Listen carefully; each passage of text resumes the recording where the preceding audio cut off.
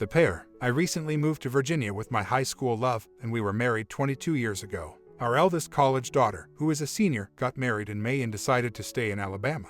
We moved to Virginia with our youngest. With the death of her father in 2010, my wife and I have experienced a great deal over the previous 3 years. My father recently went away in 2012, and my mother passed away in 2011. She began therapy in Virginia, and although I am aware of the complicated history of her early years and lack of true happiness, I felt that everything was going well. She met an older man in a bar who works as a car salesman and is twice divorced. He lives in a converted basement apartment owned by someone. It sounds too good to be true that he is an ex-NFL player and that he was a bodyguard to everyone, excluding my spouse. She claims to be in love with me, yet she still says she loves me. I see her chatting to this guy all the time. She's not very smart. Look at Facebook, text messages, phone communications. She tells me she needs to talk to me and that she wants to get away when I return from a trip in November. Our daughter pulls up her phone and discovers all the disgusting, filthy sexting messages while we are upstairs chatting. My daughter shows me and brings the phone. In reality, I make an effort to fill in for my wife, but my daughter also gives me images. Needless to say, that evening my wife fled. I therefore still wish to make it work. I cherish her. When we visit MC, she informs the therapist that she is against getting married. I want her to stay away from this guy and accept my 40-day love challenge. She acknowledges this, but I find her speaking to this guy during Thanksgiving. I threaten him over the phone. I can't even see straight because I want to beat the shit out of this guy. I will, however, lose both my kid and my career, who expressed a desire to live with me. We decide to get a divorce on November 28th. This is where things get a bit messy. I want to harm this guy more than I am hurting, and I can't stop wanting to hurt him. I have trouble falling asleep. I am unable to eat. I have trouble focusing. I still love her even if her siblings tell me I'm better off. How can I let go? She has spoken to me in the most horrible ways. She was never emotionally or sexually content with me, and I was always so self-centered. She is blind to the destruction she has caused to the family. I have no hope. I'm really depressed. I'm upset. I desire retribution. On December 20th, 13, she moved in with additional men. This is an update as of February 3rd. I remain enraged. However, my desire for retribution has lessened. I would never take her back, and I've come to terms with the fact that we are done. She hasn't sought to make amends, but she has called a few times to bemoan her joblessness and ask me to instruct her in chemistry. She has been in love with this new guy for the 4 months that they have known each other, and I studied chemistry in undergrad. That she must eat alone because he is always working. I very much ignored her calls and texts. She's about to put her signature on the property settlement contract. The main argument stemmed from our daughter's decision not to spend nights at O.M.'s cellar. Furthermore, my daughter gets to decide when she wants to see him. But things are improving, and I enjoy the diversion. In addition, I have a June Club Med singles trip scheduled. Codependency difficulties are starting to clear my fog, and I'm hopeful the karma bus will arrive soon. She undoubtedly handled it incorrectly. She has been effectively shunned by both of our daughters, who will disconnect the call if she brings up his name. The road is difficult. I regard myself as an anger management expert. In addition, I've read the 12 Steps of Letting Go. Mr. Nice Guy and Life After Divorce, along with all the blogs on this site, are no longer. All of it is helpful, but I'm still not there. I spent 24 years with this woman. After picking up our kid from school, STBX has arrived at my place. She's whining that her chemistry class is beyond her comprehension. Chemistry was my major. She also attends study groups and tutoring. I walk upstairs to change for the gym, wishing her the very best. She follows me and begs to return her plaything. I asked her why she needed that material in the first place, telling her that I had thrown all of it away. I had no right to toss it out without asking, she replied, getting upset. After telling her I didn't think she needed it anymore, I left the house to go to the gym.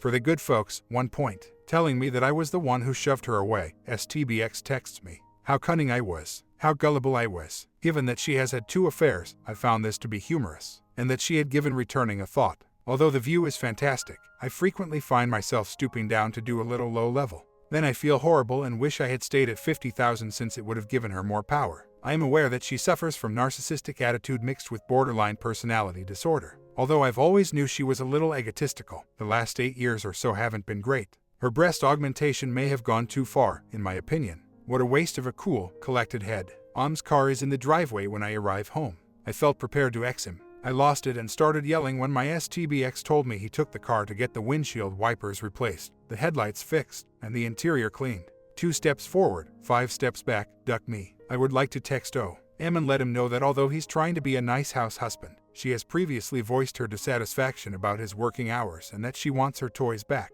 Hold me off the edge, please. Thus, following a restless night filled with deep sadness for yesterday, I have gotten back up on my feet. I considered posting the entire scandalous tale on Facebook, but the majority of my friends and relatives are already aware of it. I hope today or early next week is the day when the settlement deal is signed.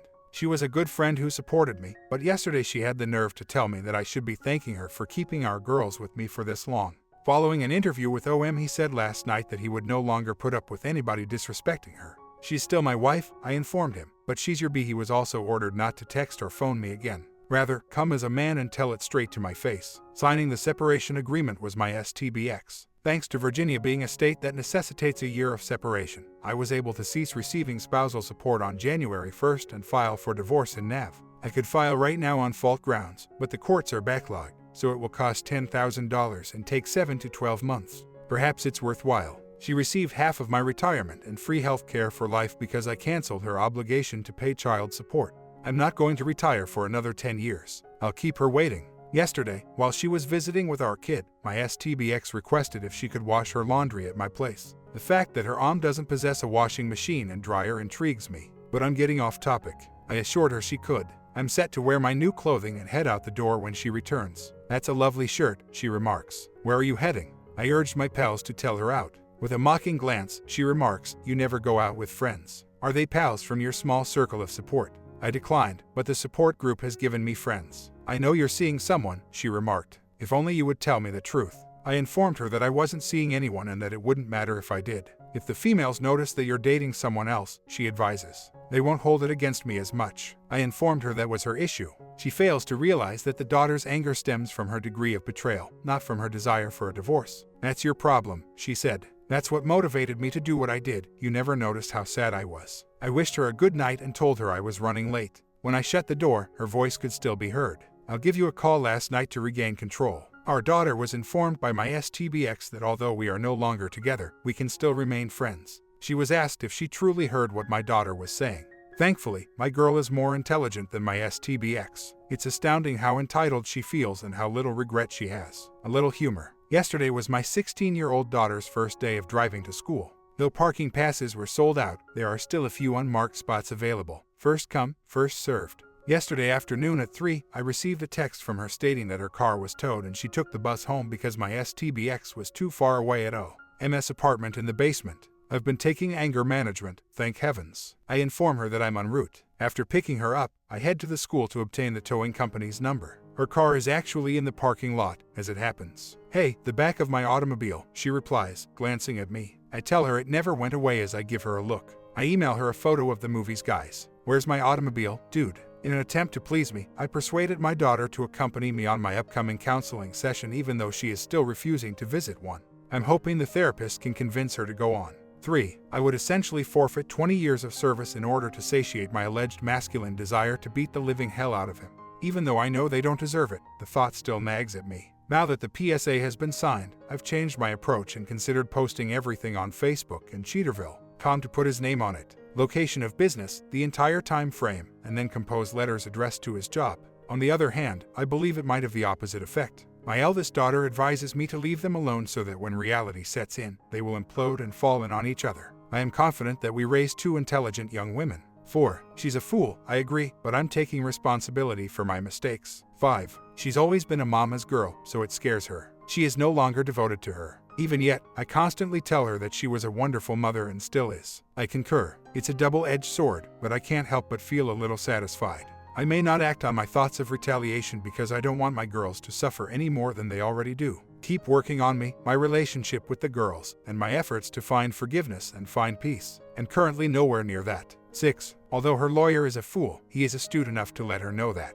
She was an adulterer, and the evidence is clear. Additionally, 2. She turned to leave the house. January 1st is when alimony ends. $13.00 each month. I really don't mind that she gets half of my retirement and lifetime free medical coverage. I've been looking after myself. I have lost 20 pounds as a result of this method. I do not advise following this diet. It's funny because I've only ever grilled rather than cooked. These days, my daughter and I try out new dishes every night that we have discovered on the internet, in cookbooks, and from friends and relatives. Next month, I'm signing us up for a culinary lesson.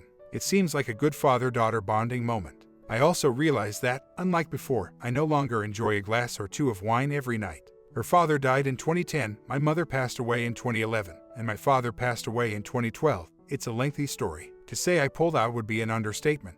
I assumed that this had a part in her decision to leave me, but she informed me that she had already left the marriage. Even though I was upset, I'm determined to get over my loss. It's true what they say. Divorce resembles a conclusion. It was awful for me. My parents' deaths didn't make me feel this way. I guess it was because I believed she was supporting me. I know it seems pitiful and helpless, but for 2 days after she went, I didn't leave my bedroom. I've never felt so hopeless, depressed, or furious. I'm beginning to see now how serious my codependency problems were. She and I have spent half of our lives together. Lustful high school girls. I have only ever loved one woman. The one woman I've ever had a close relationship with. Yeah, I'm beginning to distance myself from her. I'm beginning to realize that I do have a distinct identity apart from her. I'm starting to awaken. The best retaliation, as far as I'm aware, is a happy life. I also know that retaliation requires 2 graves to be dug.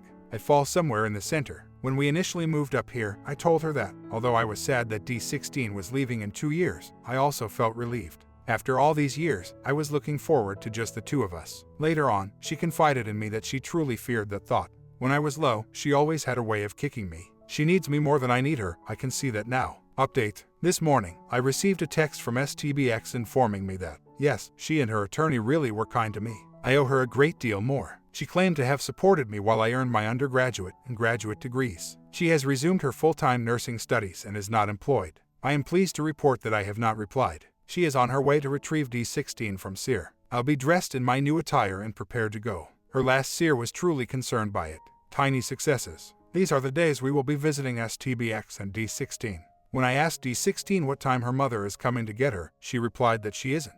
This evening is her date night. Did her mother call? I wondered. No, D16 said. I saw it on Facebook. As I turn to leave, I consider all that has to get done. I thus remain at 50,000. I don't text those 2 pathetic, sad people. Despite her statement that she didn't want to travel with her, I do feel bad for D16. I find this depressing. I can't stop STBX from causing further distance between them, nor can I attempt to mend it.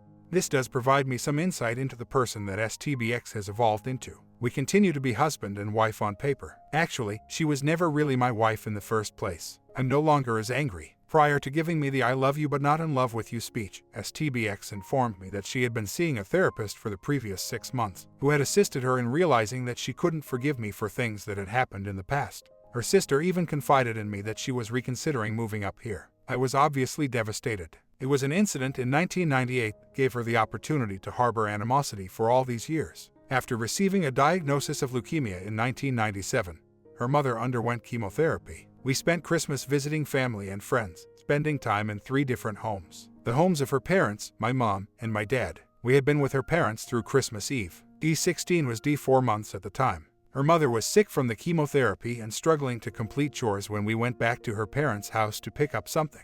STBX desired to remain there and spend the day by my side. I declined. My mother desired for us to stay there for the nights as well as spend time with us. I declined. The mother of STBX passed away 2 months later. I acknowledged that I was terribly mistaken. I've attempted to make up for it and asked for her forgiveness. I pardoned her for her first affair in 24 for that reason, among others. I regret to inform you that's what I did. I like to think of myself as an alpha male who is entertaining, self-assured, yet not conceited. Her brothers telling me they don't understand why I let her abuse me makes me sad. I'm still working to understand that. My STBX boldly declared that she needed time apart to work through her emotions, that she was perplexed. As long as she was still seeing Om, she wanted to do this. Although she didn't think it was fair to me to not be the wife I deserve, she said that she wasn't sure she wanted to give up the life we had created. She was right to say that I wasn't fair, and I informed her that I wouldn't let her date Om and wait for me to take advantage of her. To take D16 to lunch and give her the Valentine's Day gift she purchased. STBX phones her today. D16 tells her that she's too busy today because she doesn't have a job. A sobbing STBX is on the phone. D16 expressed her regret and offered to go out with her. I am not excited to see STBX. Fortunately, STBX arrives to pick her up in the driveway. I go by STBX and D16 in the neighborhood on my way to the gym. STBX does not wave, I do. I inquired about the visit with D16 when I got home from the gym. D16 said that she skipped meals since she was still full from the breakfast we had prepared this morning. D16 informs me that she was aware of her mother's emotions. D16 created a wonderful card for me. She made me a card, which I adore. Since she was 5 years old, she has been doing this. When she was 10 years old, she packed me a lunch and wrote a note, which I still have. I told her this. I created a poem called Daughter for her. She also liked my handcrafted cards. The automobile that D16 made me sees STBX. Does D16 make her one? STBX asks. D16 declines. Crying, STBX storms out of the house. I would have tried to correct things if I was the old me. Make an effort to ease the agony. It's not what I do. D16 still has her mother, who loves her very much. I do tell her. D16 asks if I was loved by her. On set, she wouldn't have picked him over me. I am at a loss for words. She is going to my upcoming I see. Update. As my journey draws to a close, I send my new interest. I may give her a new friend request. An SMS message detailing my travels. She answers. Thank you for the photos, GF. Despite my terrible selfie skills, I have been the one capturing photos when traveling. I snapped this picture for you during my 2 minutes in the room. Not a really good picture. Heading out to supper. I hope you had a wonderful evening. Personally, I believe the photo is amazing. I'm grateful. My smile hasn't gone away. I'm excited about our upcoming date. I'll have to think of a way to kiss her without being noticed. I'm grateful. Yes, I am aware. I've been eagerly anticipating our upcoming date. Eagerly anticipating it. You also don't have to take one. One is yours to possess. You have made my entire week, night, or hell, and now I have an implanted smile. What night this weekend works well for you, GF? Sunday or Friday for me. I'm heading to my cousin's in Maryland on set, but I'll adjust my schedule if you'd rather be sad. No, GF, Fry should be fine for me. I don't want you to change your plans. I'm doing my hardest to arrange for us to go on a nice date night. I've discovered several concepts, but I'm arriving late on Wednesday night. D16 wants and is cool with me dating. I simply feel bad about leaving her by herself on the weekends. It appears that GF is not real. She's not like STBX, and I find it both intriguing and frightening. It feels good to be free of STBX thoughts. I have some work to do on myself before committing to a partnership. All I want to do is avoid hurting or dragging someone down. This is a difficult segment of the arduous journey. A reality show based on my life may already exist. As it happens, STBX and I are step-siblings. This is the tale. In 1998, STBX's mother passed away from cancer. 1999 saw the passing of my stepfather. Over the years, my mom and STBX's dad would visit us wherever we lived by traveling together. After 9 years of marriage, STBX's father called to ask for permission to take my mother's hand in marriage. Nature had its way. In 23, they tied the knot. Regretfully, my mother died of a heart attack in 2011 and her dad died of one in 2010. This isn't anything I made up. It startled me to no end that there were no more decorations. Items taken out on my most recent work trip. It was revealed to me that STBX had left her chemistry class. Other than that, there hasn't been any drama as of yet. In addition, I reserved a table at a charming tiny Italian restaurant in Washington, D.C. It's Italian food that GF loves. We have time to explore the area since our reservations are later in the evening. We are heading to the Lincoln Memorial afterwards to sit on the steps. I'm excited about our upcoming date. Funny enough, my biggest rival's college football fan is my GF. D16 texts STBX to inquire about their plans for tonight's outing. She just got out of school, STBX tells her. She is quite exhausted and not feeling good. D16 is asked if STBX can accomplish anything tomorrow. D16 claims that's alright, but it looks like she's not happy. I will not attempt to repair it. The date with GF last night was amazing. I asked her whether she wanted to go on a picnic the first weekend in April, when the cherry blossoms are expected to bloom. She expressed her desire to. Asked if we could do something the following weekend. I asked her over to watch a movie and cook some steaks on the grill. D16 said that she didn't want to meet her when I asked if it was all right. It has startled me a bit. While D16 and D22 have expressed their desire for me to date, they don't believe I'm ready. I see what I told them. The therapist indicated that as long as I set boundaries and don't take things too seriously, it's not a bad idea. She added, I've made incredible progress. Though I'm a little let down, I don't think D16 is ready for me on a romantic relationship. A few weeks back, STBX notified me that she and the other man were engaged, with a June wedding date coincident with his 50th birthday. My reply is congrats. December is when the divorce will become final. Before dating, there was a part of me that wanted to be by myself, but I know what I want in a partner, so why pass up opportunities? I'm worthy of happiness. If she did return and show off her excellent goods, all I would remember is the anguish she twice put me through. I have greater self-respect than that. We had a conversation, D16. My therapist agreed with me when I told her I was ready for a date, but I would never pressure her to start dating before she was ready. It was GF's date night today. The company was amazing despite the terrible weather. I barbecued some asparagus and potatoes along with a delicious steak. GF holds my hand as we watch the first of our 2 movies to tell me how much she enjoyed the supper. We had a teenage-style kiss. D16 left her and STBX's time out early and returned home. D16 has been a touch snippy because she and her boyfriend in Alabama have been having arguments. I'm relieved STBX didn't lose it when she noticed there was another car in the driveway. Hopefully, I won't hear from her as I haven't. Though I told her I wanted our first time to be unhurried and free from the worry that D16 would catch us, things with GF could have gone farther. Felt adolescent again. GF claimed to fully comprehend. However, it was challenging. Not to be ironic, I removed every photo from our enormous collages of picture frames. Even though I was still feeling a little depressed, I was grinning as I thought back on the enjoyable moments captured in those photos. I'm not quite well by any means. However, I've come to terms with the fact that we won't ever be back together. I've also come to understand how ridiculous it was for me to believe that I would never be able to find someone. How on earth was I thinking this? There are a wide variety of women in the world. The number of single, divorced ladies that STBX and I have known who are contacting me at this time surprises me.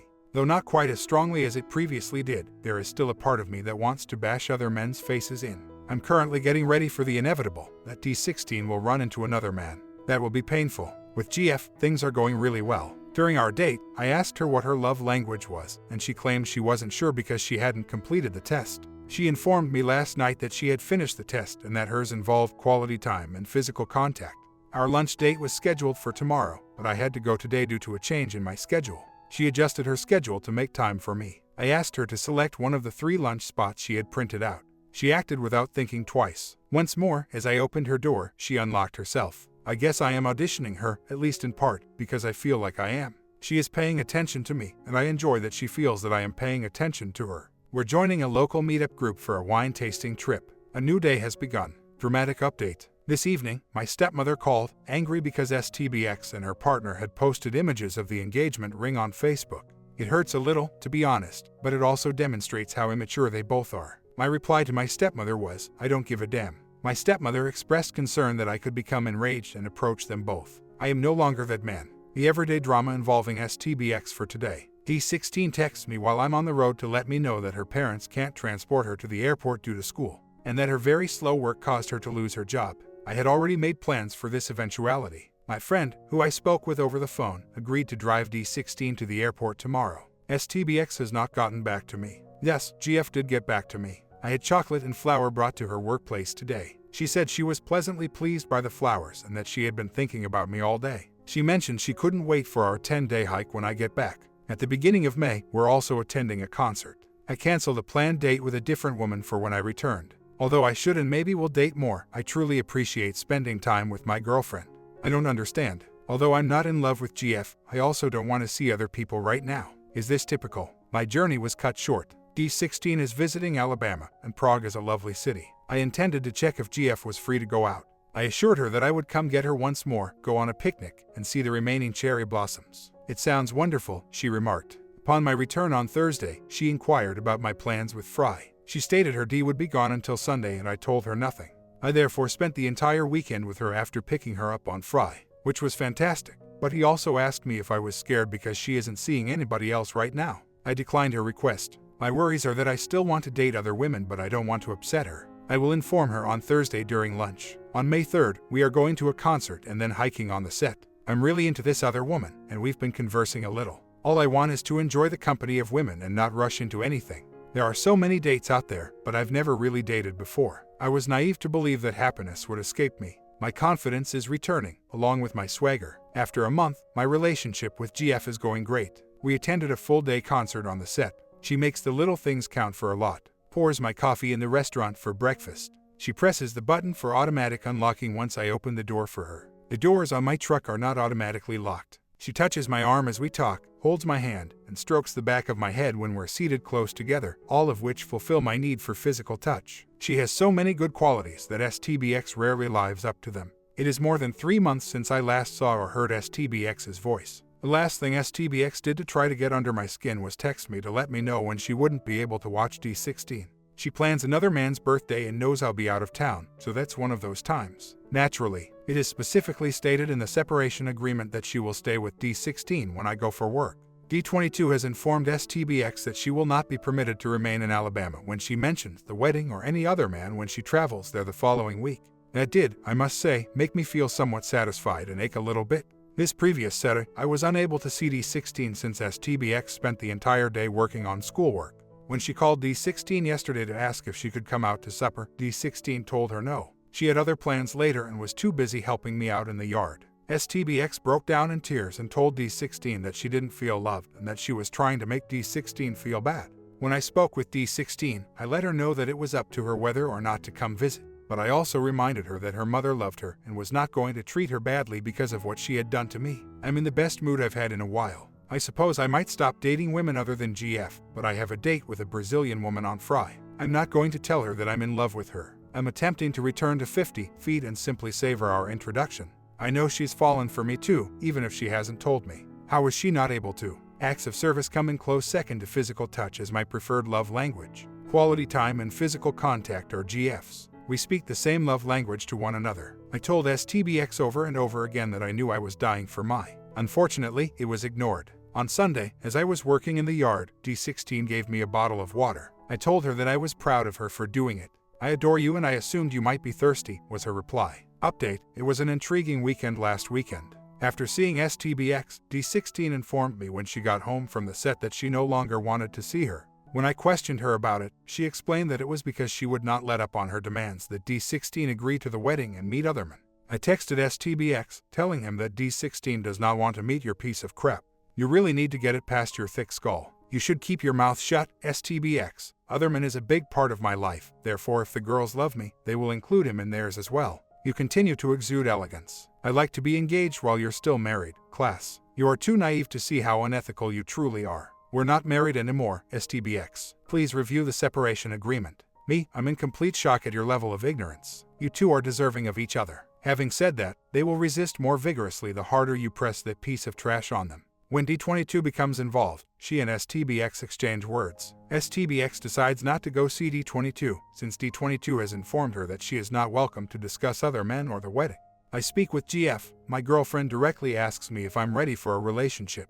She queries my readiness to go past STBX. Yes, I am. I don't want to make amends, but I can't help but be upset with the way I was handled.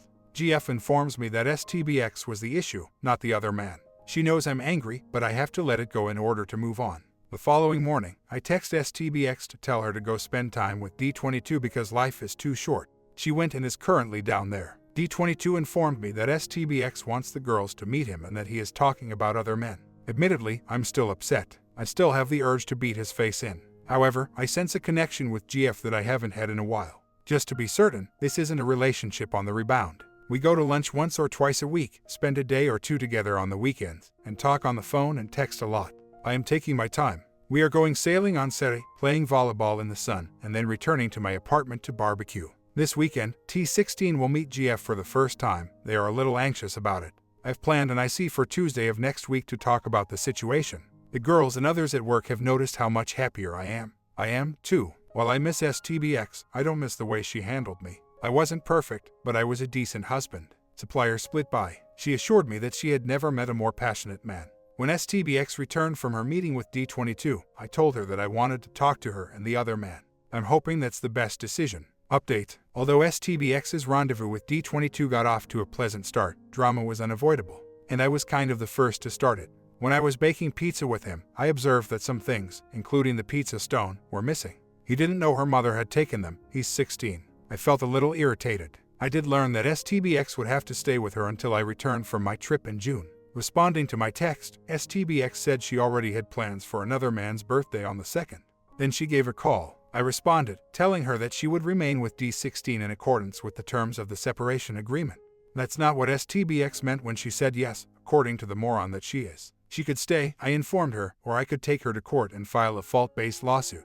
Then, she hung up on me after using profanities that would have made a sailor blush. When D22 called, they reported that STBX was causing trouble at the restaurant and had left while they were eating dinner. In a fit of rage, D22 told me that she wanted STBX to stop coming to visit and to go. D16 was upset with me for requiring her mother to pay her a visit. These happenings made me unhappy. The following day, STBX offered D22 an apology. I informed D22 that since STBX seldom apologizes for anything, this was encouraging. However, STBX's boasting about other men and the wedding during lunch with some of D22's former coworkers made her angry once more. One of STBX's former coworkers was shocked that we were divorcing and questioned the timing of the wedding. Her friend said to STBX that she felt leaving me was a great mistake. STBX was enraged. My girlfriend and I played volleyball outside and went sailing. It was an amazing weekend. Apart from the fact my girls are angry, I don't give a damn about what STBX does. The absence of her from my life is tremendously beneficial. My mood these days is as brilliant as the sun here. It's amazing to feel alive. GF is fully informed. Both good and awful things exist. Good that GF offered to provide her shoulder and ear. I swear to her that I will be truthful. Unfortunately, there is a lot of drama. It makes sense that GF would want to make sure I'm prepared for a relationship. She believes that STBX might want me back when she wakes up one day. I reassure her that it is not possible for it to occur. This past weekend, D16 met GF for the first time. Although brief, the introduction was kind and unforced. D16 is experiencing problems with her boyfriend, which is causing further issues for her. Update: we had a quick and enjoyable flight home. There isn't any fresh drama involving STBX. GF inquired once more about my dating plans. I told her that I wasn't sure I was going into a relationship too quickly, and that's why I was concerned. I've dated 6 different women, but GF is the only one I truly love hanging out with. My girlfriend admitted to falling in love with me. It was frightening and comforting all at once. Life is wonderful. I said, Opus is doing great, let's see if he keeps going. Today also marks the conclusion of part 2. I hope you are enjoying this happy tale, and I will be back soon with the ending.